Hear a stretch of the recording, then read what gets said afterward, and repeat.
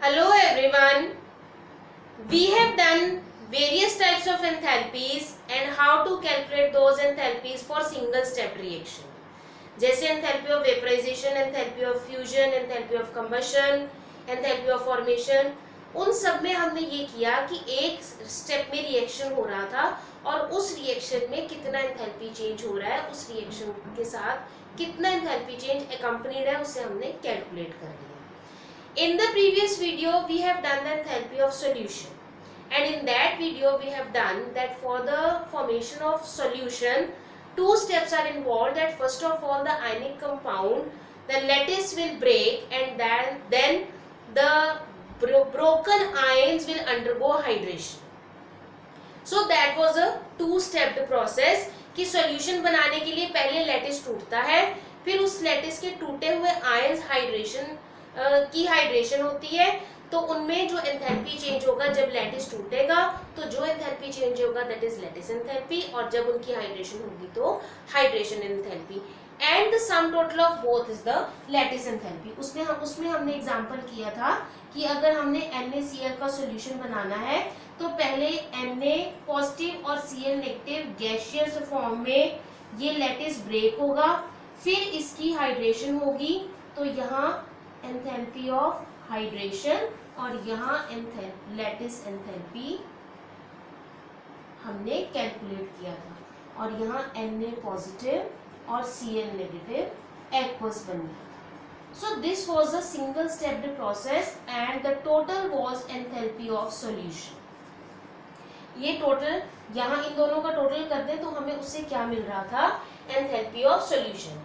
Means हमने वो reactions भी किए जो सिंगल स्टेप में हो रहे थे, और इस एग्जांपल में हमने वो रिएक्शन किया जो जिसमें दो तरह की एंथैल्पीज इन्वॉल्व थी, और यहाँ से यहाँ होने के लिए दो स्टेप्स में कंप्लीट प्रोसेस हो रहा था.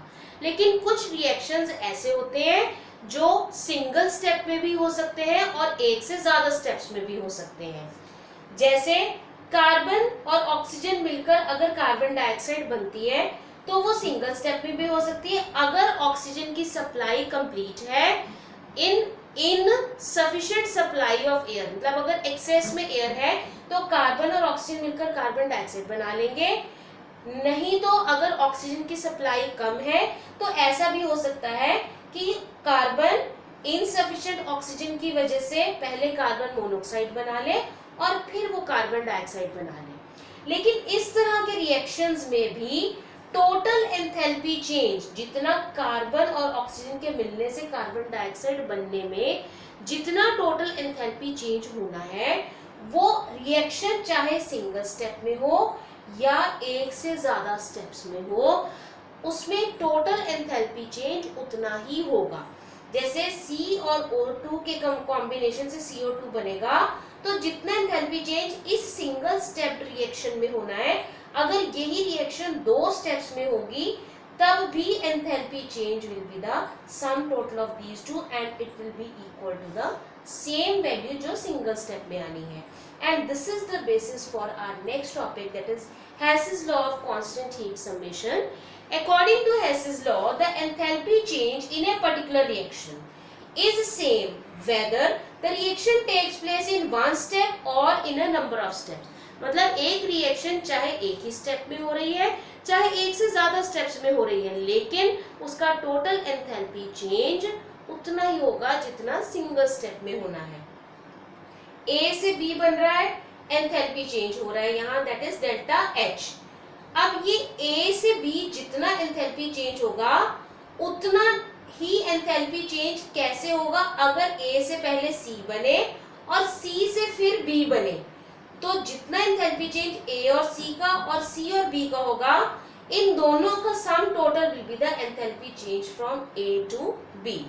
This is the same here also which we have discussed right now before this statement, that carbon and oxygen they are getting combined in the presence of sufficient supply of oxygen. अब इन दोनों के combination से CO2 अगर single step में बन रहा है तो एंथैल्पी चेंजेस -393.5. लेकिन अगर यही CO2 पहले C और O के कॉम्बिनेशन से CO बने और फिर CO और ऑक्सीजन के साथ कंबाइन करके CO2 बनाए, तो यहाँ से यहाँ तक का enthalpy change will be -110.5 and from CO to CO2 the enthalpy change will be -283। तो इन दोनों का sum total will give us the total enthalpy change. इन दोनों का सम भी उतने, ऐसा नहीं होगा कि अगर यही रिएक्शन 2 स्टेप्स में हो रही है या 3 स्टेप्स में हो रही है तो एंथैल्पी चेंज अलग अलग होगा। नो डाउट हर स्टेप पर एंथैल्पी अलग अलग होगी, लेकिन उनका सम टोटल इस टोटल चेंज के इक्वल ही होगा। अब इस स्टेटमेंट के अकॉर्डिंग इन क्वेश्चंस में अगर हमें ये पूछा जाए या ये बताया जाए कि यहाँ से यहाँ एंथैल्पी चेंज इतना है, यहाँ से यहाँ एंथैल्पी चेंज इतना है, तो हमें ये निकालना हो कि C और O2 से CO2 बनाने में कितना एंथैल्पी चेंज होगा, तो हम इन दोनों का सम टोटल निकाल देंगे। तो हमें यहाँ से टोटल एंथैल्पी चेंज पता चल जाएगा कि कार्बन और ऑक्सीजन से अगर CO2 बन रही है तो कितना एंथैल्पी चेंज होगा। लेकिन अब इसी के बेसिस पर हमसे ये भी पूछा जा सकता है कि अगर CO का एंथैल्पी ऑफ फॉर्मेशन हमें निकालना है कि CO बन रहा है, इस वक्त कितना एंथैल्पी चेंज होगा, तो वो हम कैसे निकाल सकते हैं फ्रॉम द गिवन डाटा। जैसे यहाँ से हमें दिख रहा है कि ये भी एंथैल्पी है, ये एंथैल्पी चेंज है जब C और O2 CO2 बना रहे हैं। ये एंथैल्पी चेंज है जब C और इनसफिशिएंट सप्लाई ऑफ ऑक्सीजन से CO बन रहा है। Then supplying more oxygen, CO is getting converted to CO2. Suppose in तीनों में से हमें कोई, ये दो सपोज अगर हमें वैल्यूज गिवन है, तो हम C से CO बनने के रिएक्शन में कितना एंथैल्पी चेंज होगा वो भी निकाल सकते हैं। इसी तरह CO से CO2 के लिए अगर हमें ये दोनों वैल्यूज गिवन होंगी तो हम ये वाली वैल्यू निकाल सकते हैं। अब हम न्यूमेरिकली ये देखेंगे कि अगर हमें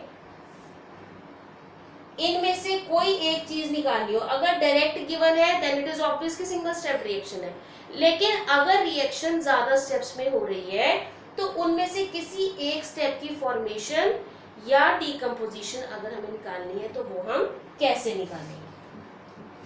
जैसे हमें क्वेश्चन गिवन है, calculate the enthalpy of formation of CO from the following data. Data क्या गिवन है कि C प्लस O2 जब कार्बन ऑक्सीजन के साथ रिएक्ट करता है तो कार्बन डाइऑक्साइड बनाता है और इसके सिंगल स्टेप्ड रिएक्शन में इतना एंथैल्पी चेंज होता है। और अगर कार्बन मोनोऑक्साइड ऑक्सीजन के साथ रिएक्ट करता है कार्बन डाइऑक्साइड बनाने के लिए, तब उसमें इतना एंथैल्पी चेंज होता है। लेकिन हमें क्वेश्चन में पूछा क्या गया है, enthalpy of formation of carbon monoxide. अब हमें यहाँ पता है कि carbon insufficient supply of oxygen की वजह से कार्बन मोनोऑक्साइड में कन्वर्ट हुआ था, क्योंकि अगर सफिशिएंट ऑक्सीजन होती तो वो डायरेक्ट CO2 में कन्वर्ट हो जाता, लेकिन सप्लाई ऑक्सीजन की कम थी इसलिए कार्बन मोनोऑक्साइड में कन्वर्ट हो गया, या हमने उसे कम सप्लाई दी इसलिए हमने कार्बन को कार्बन मोनोऑक्साइड में कन्वर्ट कर दिया। अब यहाँ जो हमें डेटा गिवन है उसके अकॉर्डिंग दोनों रिएक्शंस में कार्बन डाइऑक्साइड बन रही है, लेकिन हमें बनाना क्या है, कार्बन मोनोऑक्साइड। कि जब कार्बन मोनोऑक्साइड बन रही है तब एंथैल्पी चेंज क्या होगा। अब अगर हम देखें तो इस रिएक्शन में कार्बन मोनोऑक्साइड नहीं है, हम किसी भी रिएक्शन को अपने अकॉर्डिंग चेंज नहीं करेंगे। हमने देखना है कि कार्बन मोनोऑक्साइड किस रिएक्शन में बन रही है। It is getting formed in the second reaction. वो कैसे बनेगी, अगर ये रिएक्शन रिवर्स हो जाए, ये रिएक्शन एज इट इज हो C plus O2 forming CO2, लेकिन अगर सेकेंड वाली रिएक्शन रिवर्स हो जाए तो CO2 हमें क्या देगा, CO plus half O2। This reaction is showing us that carbon monoxide is getting formed. इस रिएक्शन से हमें ये पता चल रहा है, इस रिवर्स रिएक्शन से, कि कार्बन मोनोऑक्साइड बन रही है। अगर ये रिएक्शन फॉरवर्ड डायरेक्शन में जा रहा था तो एंथैल्पी चेंज वाज -283, लेकिन अगर हम इसकी डायरेक्शन ऑपोजिट कर देंगे तो ऑब्वियसली एंथैल्पी ऑफ रिएक्शन भी क्या हो जाएगी, 283 किलो जूल। इसका भी नेगेटिव साइन पॉजिटिव हो जाएगा, क्योंकि अगर ऐसे जा रहा है तो एक्सोथर्मिक रिएक्शन है, अगर हम इसे ऑपोजिट डायरेक्शन में कर देंगे तो ऑब्वियसली वो एंडोथर्मिक रिएक्शन हो जाएगा and it will give us the formation of CO। Now अब हमारे पास ये इक्वेशन 1, ये 2 ऑलरेडी गिवन थी, हमने इस रिएक्शन को रिवर्स किया और हमारे पास इक्वेशन 3 बन गई। अब हमने शो क्या करना है, enthalpy of formation of CO means इस रिएक्शन को अगर हम ऐसे लिख ले CO2 gives CO plus half O2 then it is one and the same thing। सिर्फ मैंने उसका ट्रेंड इस तरह न लिखकर ऐसे लिख दी। Now we are going to add equation first and equation third। this is the equation third only, just I have written it in a proper way क्योंकि हमें रिएक्शन ये दिखाती है कि इससे ये बन रहा है। now what we are going to do, we are going to add reaction first and reaction third। जब हम इन दोनों रिएक्शंस को ऐड कर देंगे, adding first and third, what do we get? Left hand sides will get added up, C plus O2 plus CO2, C plus O2 plus CO2, and on the right hand side CO2 from here plus CO from here plus half O2 on this right hand side of this equation। now CO2 is here on the left hand side as well as it is on the right hand side, means it will get cancelled out। अब ये cancel हो गई। अब what we are left with, C plus O2 giving rise to CO plus half O2। अब हमें दिखाना क्या था, enthalpy of formation of CO, और इस रिएक्शन में ऐसे ऐड करके हमने ये दिखा दिया कि रिएक्शन में CO बन रही है। अब ये जब बनी तो इसका एंथैल्पी चेंज कैसे निकालेंगे, जो हमने इन रिएक्शंस के साथ किया वही हम इनके एंथैल्पी चेंजेस के साथ भी करेंगे।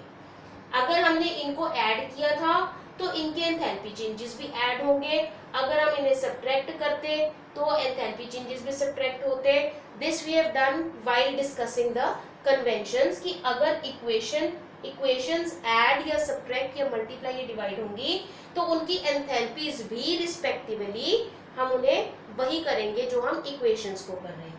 अब हमने यहाँ क्योंकि इक्वेशंस को ऐड किया तो हम इनके एंथैल्पी चेंजेस को भी ऐड करेंगे। Now on adding the enthalpy changes, -393.5 first वाले की और थर्ड का +283, इसको हम सॉल्व करें तो what do we get, -110.5 kilo joule, means enthalpy of formation of CO will be this one. वो हमने इन दोनों से निकाला।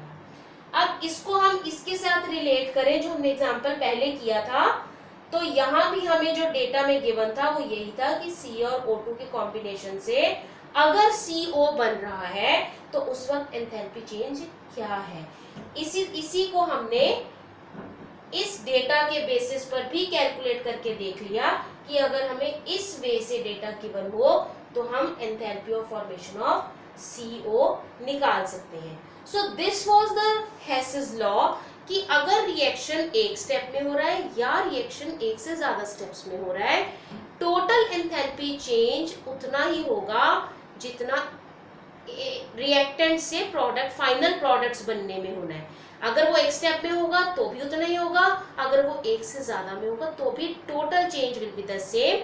No doubt at each step different enthalpy changes will be accompanied, but their sum or their addition or whatever is according to the data, the sum total of the changes will be the same. Thank you.